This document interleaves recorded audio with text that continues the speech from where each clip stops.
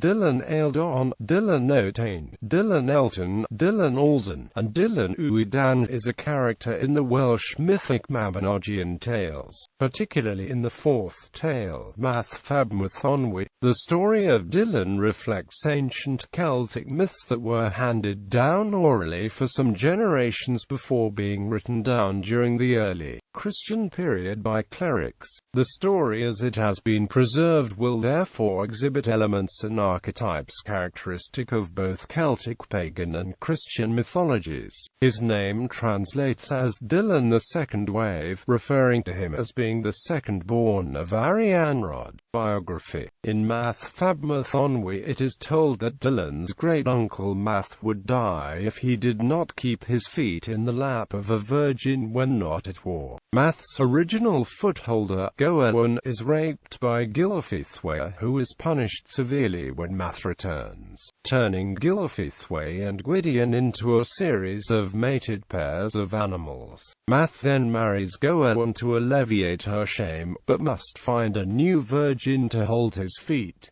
Gwydion suggests his sister, Arianrhod. Dylan's baptism. One of the sons, ElTon, is borne away as a lump of flesh and concealed in a chest until maturity, but the other was immediately forsaken by his mother, yet was acknowledged by his great-uncle Math and given the name Dylan. As soon as Dylan comes in contact with his baptismal waters, he plunges into the sea and takes on characteristics of a sea creature, moving through the seawater as perfectly as any fish. So they had the boy baptized, and as they baptized him he plunged into the sea, and immediately when he was in the sea, he took its nature, and swam as well as the best fish that was therein, and for that reason was he called Dylan, the son of the wave. Dylan's death. Dylan is accidentally killed by his uncle Gofanon in the end, and a blow whereby he came to his death was struck by his uncle Gofanon. The third fatal blow was it called Genealogy. In the Mabinogion, Dylan's mother, Arianrhod, is the daughter of Don and the sister of Gwydion and Gylfaethwy. Her uncle, Mathonwy, is the king of Gwynedd, and during the course of the story, Arianrhod gives birth to her two sons, Dylan Aldon and ElTon, through magical means. In the Welsh triads, we are given a context for an actual Arianrhod who appears as the daughter of Beli and the sister of Caswallon. Whether this reference is the result of the merging of a myth and history is unclear. It is possible that a later historic Arianrhod has become identified and merged with an earlier legendary, mythological Arianrhod. Literary reference. Dylan is the subject of a eulogy entitled Maranad Dylan Aldon attributed to the bard Taliesin, one God supreme, divine, the wisest, the greatest is habitation, when he came to the field, who charmed him in the hand of the extremely liberal, or sooner than he, who was on peace on the nature of a turn. An opposing groom, poison made, a wrathful deed, piercing Dylan a mischievous shore, violence freely flowing, wave of Iwerden, and wave of Manaw, and wave of the north, and wave of Prydain, hosts comely in fours. I will adore the Father God, the regulator of the country, without refusing. Creator in heaven, may he admit us into merry. Mythological elements.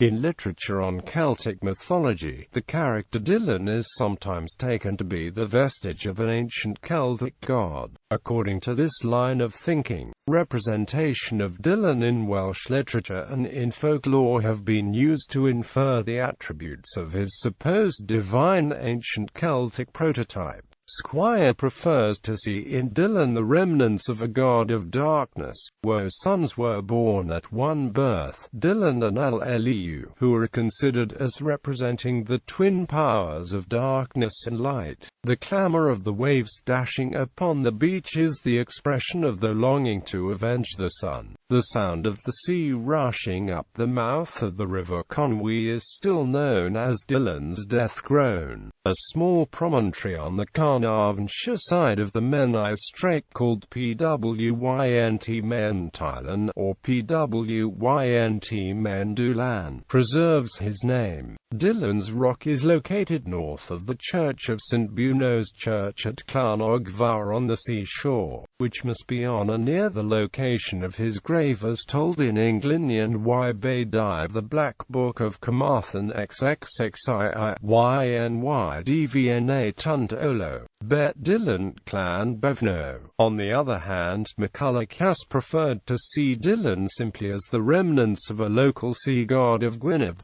Dillon, however, has no dark traits and is described as a blonde. The waves lament his death, and, as they dash against the shore, seek to avenge it. His grave is where the wave makes a sullen sound, but popular belief identifies him with the waves, and the noise as they press into the Conwy is his dying groan. Not only is he ElTon, son of the wave, but also Aelmor, son of the sea. Quote, he is thus a local sea god, and like Manannan identified with the waves, and yet separate from them, since they mourn his death. The Mabinogion gives us the debris of myths explaining how an anthropomorphic sea god was connected with the goddess Arianrhod and slain by a god, Govannon. In the Mabinogion accounts we can perceive the debris of the following earlier mythological prototypes. Category: sea and river gods. Category: night gods. Divine twins. Animagus shape-shifting. Natural duality. Anthropomorphism. Etymology. The etymology of the name Dillon is somewhat complex. In Welsh, there is a bound item Dilynf which appears in Dilynwyd, influence, Dilynadol, influential, and Dilynwadu, to influence. This element Dilynf appears itself to be a compound of the prefix dy and the noun lanw, tidal flow. The prefix dy appears in numerous words in Welsh and is reconstructed in Proto-Celtic as *die with the meaning of off, away. The item lanw is reconstructed in Proto-Celtic as *phi lanwo, flood, filling.